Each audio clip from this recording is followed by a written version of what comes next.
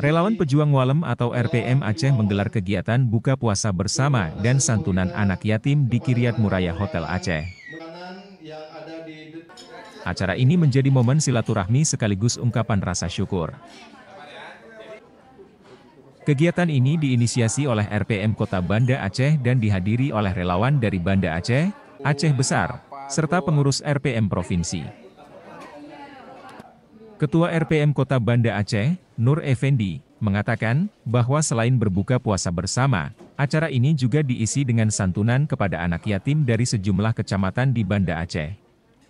Tak hanya itu, Nur Effendi juga menekankan bahwa momentum Ramadan ini menjadi ajang untuk merajut kembali kebersamaan pasca kontestasi politik.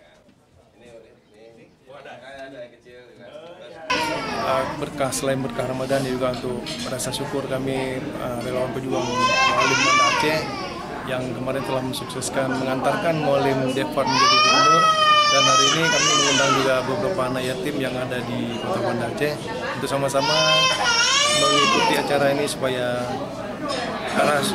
rasa syukur kami atas kemenangan Mualim itu di bulan Ramadan. Jadi kita pakai istilahnya itu membersemai kembali.